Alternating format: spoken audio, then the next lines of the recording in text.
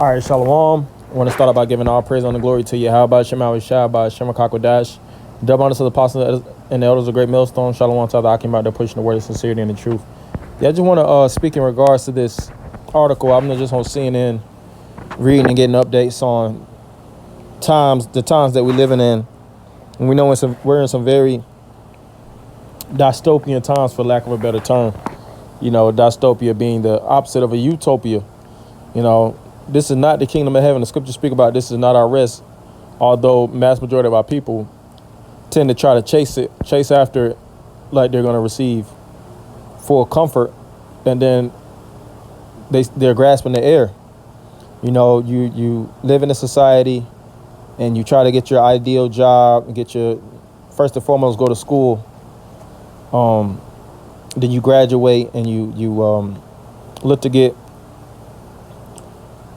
a high-paying job, which job goes into oppression of slavery, you know, and then you find yourself losing your job in today's time through robots, AI, automation, and things of that nature.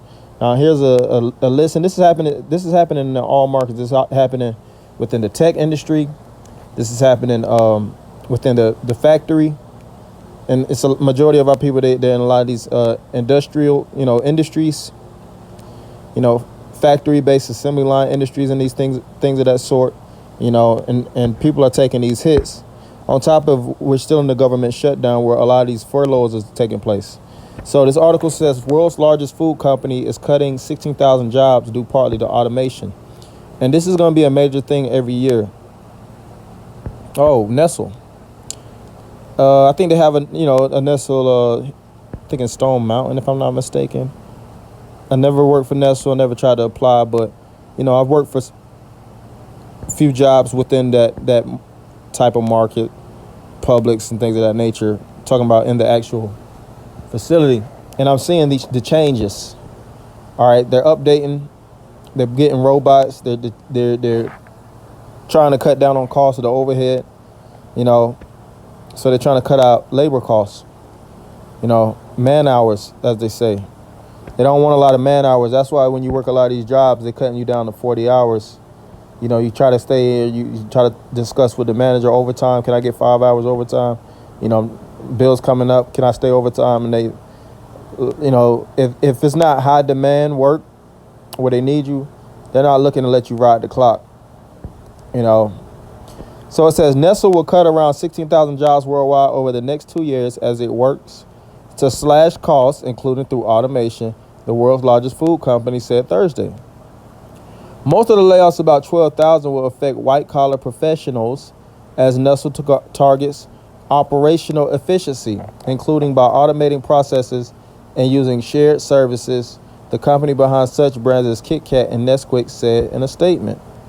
Another 4,000 roles will go in manufacturing and the supply chain as part of measures to improve productivity. The overall job cuts will amount to almost 6% of Nestle's workforce, which that's still a large amount of people. And it just is not ending here. A lot of these major companies that you once could work and make a decent amount of, a decent paycheck, because that's all we get is wages. We're slaves to the wages, but your wages could stretch a little bit. The term is wage slavery. But you can actually, hold over to your check and, take care of a few things or live paycheck to paycheck. We're getting to the point where living paycheck to paycheck is non-existent. What you're making is significantly less than what you are required to spend on a day-to-day basis, which leads you in a pit.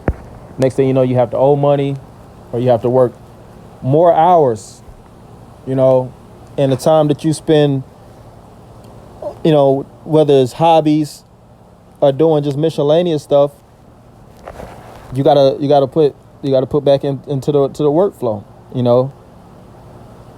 And now it's starting to become where what was once available to even work is most difficult. It's a lot of people that's in a very, very dire situation, And that's the times that we spoke about for years, that we would be in these times relative to the Great Depression, you know, where individuals are going to pretty much do whatever it takes, damn near want to sell their souls in order to make it on a day-by-day basis, you know. And Esau is really showing he doesn't really give a damn about you, which we talked about for years.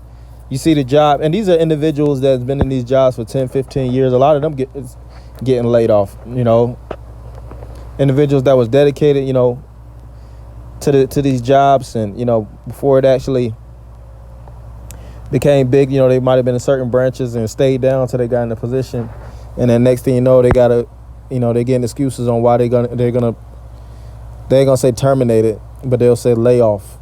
So you could get your weak ass unemployment check that doesn't take care of a damn thing, and move and march and start back entry level.